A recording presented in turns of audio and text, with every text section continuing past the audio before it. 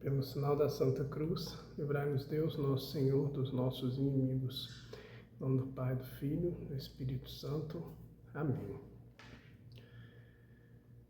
Proclamação do Evangelho de Jesus Cristo, segundo Mateus.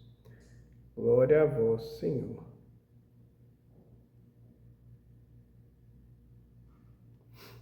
Naquele tempo, Jesus chamou os 12 discípulos e deu-lhes poder para expulsarem os espíritos maus e para curarem todo tipo de doença e enfermidade. Estes são os nomes dos 12 apóstolos. Primeiro Simão, chamado Pedro, e André, seu irmão. Tiago, filho de Zebedeu, e seu irmão João. Filipe e Bartolomeu, Tomé e Mateus, o cobrador de impostos. Tiago, filho de Alfeu e Tadeu, Simão, o zelota, e Judas Iscariotes, que foi o traidor de Jesus. Jesus enviou estes 12 com as seguintes recomendações: Não deveis ir aonde moram os pagãos, nem entrar nas cidades dos samaritanos, e diantes as ovelhas perdidas da casa de Israel. Em vosso caminho anunciai: o reino dos céus está próximo. Palavra da salvação, glória a vós, Senhor. Querida e querida de Deus, paz e bem. O Evangelho de hoje nos mostra a igreja primitiva. Nos mostra o próprio Cristo que concede o poder de determinadas situações aos seus bispos, podemos ali dizer. Porque lembremos, Jesus, ele faz de Pedro o primeiro papa e faz dos apóstolos os primeiros bispos para conduzirem a missão do reino de Deus. Qual missão é essa? A missão de apresentar a revelação do reino, que a gente não pode esquecer. Jesus, ele nos redime, ou seja, Jesus, ele nos abre a porta do reino dos céus. Jesus, ele nos devolve a condição de filhos e filhas de Deus para tomarmos posse do reino que Deus preparou para cada um de nós desde sempre. E além disso, Jesus revela a nós toda a verdade em relação a Deus, Ele mesmo sendo Deus, revelação do Deus Trindade, do Deus Amor, do Deus conosco. Então, essas duas atividades, essas duas atitudes, elas são o centro da missão de Cristo. E Cristo, ele escolhe os seus para dar sequência a esse projeto, que é o projeto de salvação de cada um de nós. Por que isso? Porque Deus, ele nos criou para que nós fôssemos, ou para que nós sejamos plenos e vivamos com Ele. Ah, mas isso é um projeto de posse de Deus? Não. Isso é um projeto de liberdade. E claro, o convite de Deus é porque Ele sabe o que é melhor para cada um de nós. É interessante porque quando a gente começa a ter essa proximidade com Deus, quando a gente dá o nosso sim para Ele, quando a gente se põe a caminho junto a Ele, a gente começa a entender essa dinâmica de Deus sabe o que é melhor para mim, porque a gente encontra paz, a gente encontra uma alegria que muitas vezes a gente nem consegue perceber a razão de ser dessa alegria. Porque na nossa cabeça a gente tem algumas fórmulas, né, que levam à alegria. Estar com Deus nos traz alegria e a gente, pelo menos na minha limitação, muitas vezes eu não encontro a razão para isso. Mas a experiência de estar com Deus. E aí a gente começa a entender que é realmente uma verdade. O melhor para nós é estarmos com o nosso Senhor. Então Jesus, ele manda os seus discípulos porque ele veio não para alguns, como ele próprio disse, ele veio para todos. E Jesus também diz que ele estará conosco até o final dos tempos. Então essa missão, essa obra, ela nunca irá cessar, somente no final. Que aí seremos todos em Deus. E aí esse evangelho, ele traz um primeiro convite, que nós estejamos sempre rezando pela igreja. Há poucos dias a gente refletiu sobre isso, mas Deus coloca muito claro no meu coração a necessidade de rezarmos pela igreja, necessidade de rezarmos por seus representantes, o Papa, os bispos.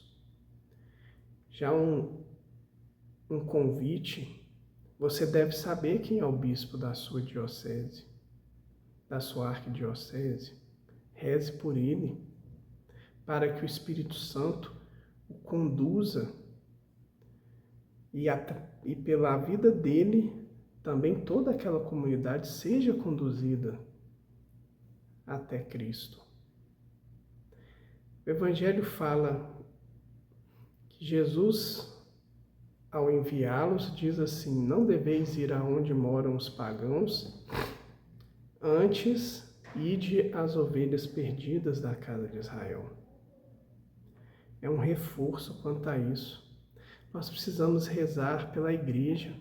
E lembremos que a igreja é do Papa até a mim, que sou o mais indigno de todos os fiéis. Mas todos nós precisamos ser santos, ser verdadeiramente santos. O mundo clama pela santidade dos filhos e filhas de Deus. Por que eu digo isso?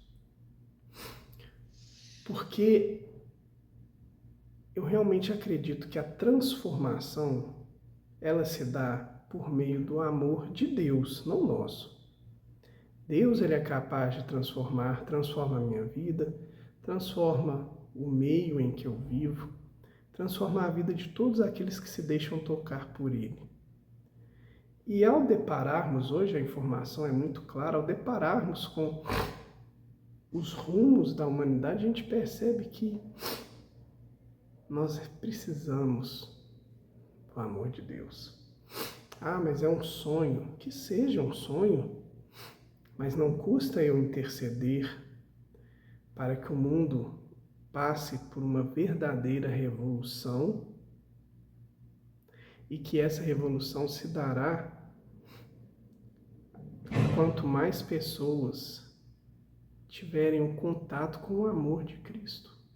E esse amor, ele vai mover as pessoas, principalmente quando existirem muitos que vivem essa radicalidade do amor e que demonstram como esse afeto e essa proximidade com Deus os faz diferentes. Porque Deus nos transforma, não é para a gente, Deus nos transforma para o outro. O nosso jeito de viver, nosso jeito de ler a vida, o nosso jeito de entender até mesmo a nossa história, modifica quando nos aproximamos de Deus, nos deixamos ser conduzidos por Ele e nos abrimos ao Espírito Santo. A palavra vai dizer que eis que existe uma vida nova. Nós somos transformados por Deus. E esse nosso exemplo, porque nós comunicamos com todo o nosso redor, esse nosso exemplo começa a contagiar.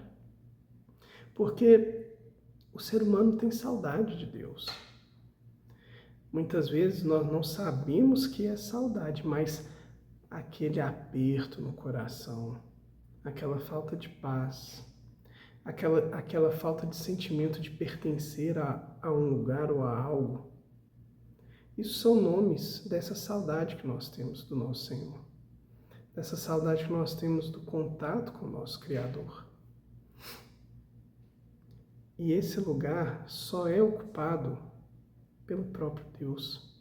Da mesma forma que no céu tem o nosso lugar e ele só pode ser ocupado por nós mesmos. Ninguém pode substituir nem o meu lugar no céu, nem o lugar de Deus no meu coração. Então hoje a palavra realmente convida a rezarmos pela santificação de todo o corpo da igreja, para que a gente possa primeiro vivermos como um povo santo e depois disso, como a palavra diz, ide primeiro as ovelhas perdidas de Israel. Então, Israel, povo de Deus. Então, como um povo de Deus santo, a gente possa espalhar o amor de Deus a todos os povos, a todas as nações.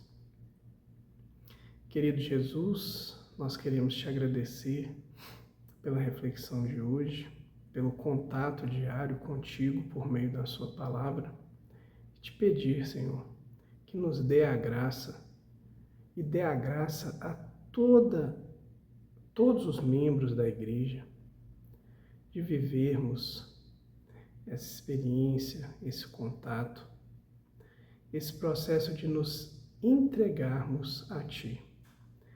E assim como Paulo dizia, que a gente possa deixar Cristo, deixar o Senhor viver em cada um de nós.